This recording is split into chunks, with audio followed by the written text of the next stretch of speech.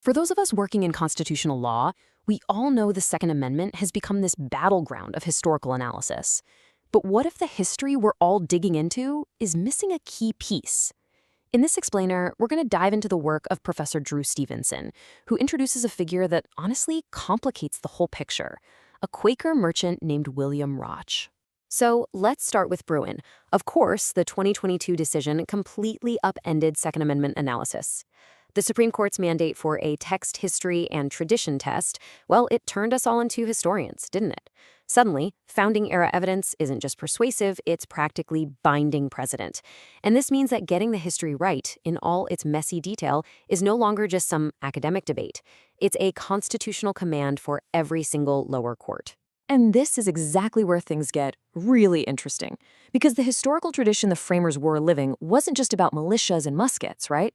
They were dealing with some seriously profound ideological dissent. So here's the question.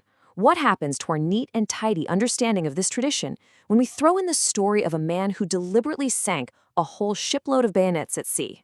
And this story about Rotch, it's not just some quirky historical footnote. Professor Stevenson's argument is that it's a critical case study. It really shines a light on the kinds of pressures the framers were under and gives us a whole new way to think about the Second Amendment's original public meaning.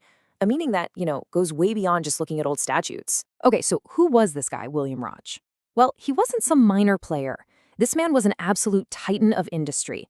His family's business basically had a monopoly on colonial whale oil. He was a big deal.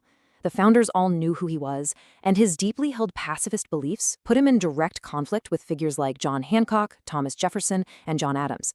He was, to put it bluntly, a real problem for them, a problem they simply could not ignore.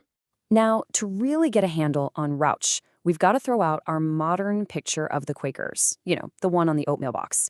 In the founding era, the Society of Friends was anything but a quaint, quiet little religious group. They were a powerhouse, an economic and political force that the framers had to deal with, and very carefully. I mean, the difference between how we might see them now and how they actually were is just stark.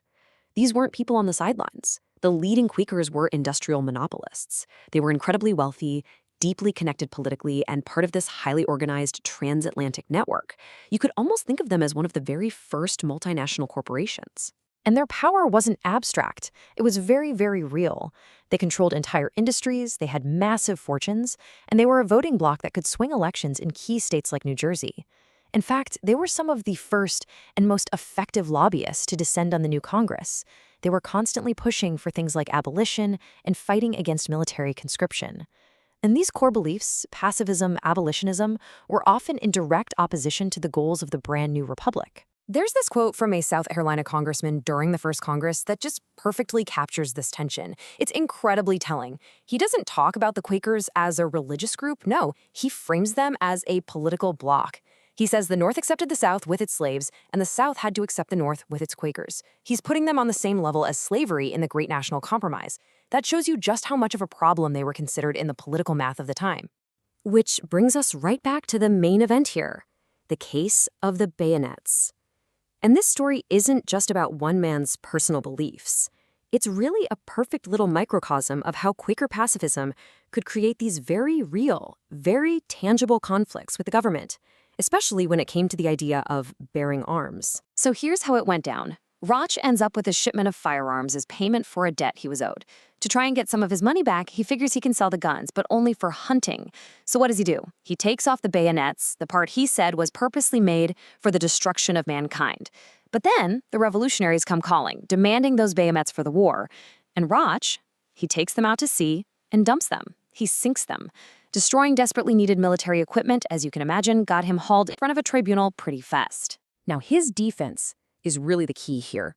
One of the committee members accuses him of passive obedience and non-resistance, and Rotch corrects him with this just incredibly powerful idea. He says, no, our principle is active obedience or passive suffering, meaning he will actively obey any law that doesn't violate his conscience. But if it does, he won't fight back. He'll simply passively suffer whatever punishment they hand down. You can see how that mindset, basically a willingness to become a martyr, made it politically really, really difficult to force the Quakers to do anything. Okay, and for all of us in the legal world, this is where the story gets pulled directly into modern jurisprudence. This exact incident was actually cited in an amicus brief for McDonald versus City of Chicago. The argument in the brief was, see, Quakers were fine with guns for hunting, they just objected to military service. But Professor Stevenson points out that this is probably a bit too simple.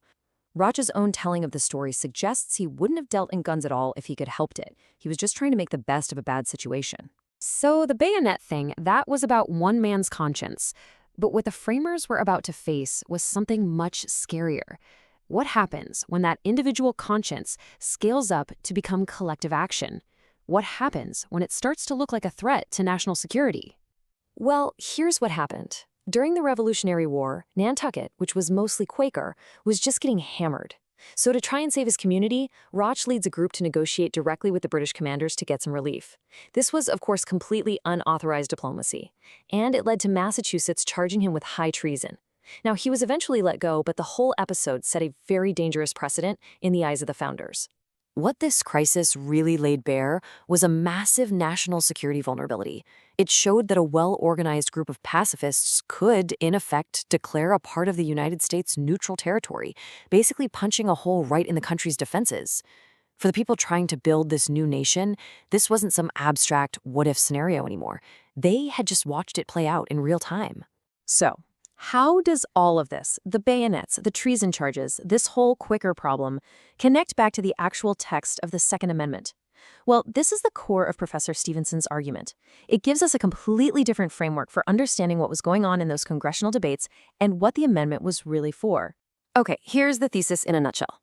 When you look at the congressional debates for what became the Second Amendment, almost all the arguments were about one thing, a conscientious objector clause for the religiously scrupulous. The Quakers, in other words. Now, having seen what people like Rotch could do, the framers were genuinely worried that a state government, if it fell under heavy Quaker influence, could just decide to disarm its own militia. So in this view, the Second Amendment wasn't just about fighting off foreign invaders.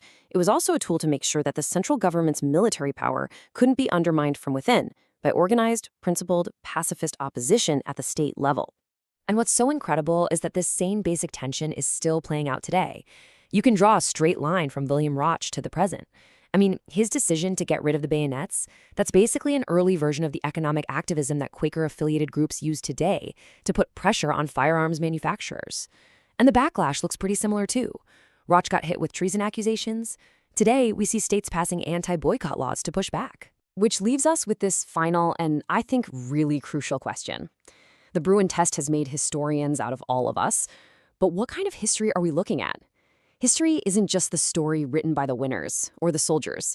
As this story shows, the experiences of dissenters, of pacifists, of powerful economic figures like William Rotch, that was all part of the tradition the framers were actually living in. So when we bring these stories in from the sidelines, it does more than just make for a more interesting history lesson.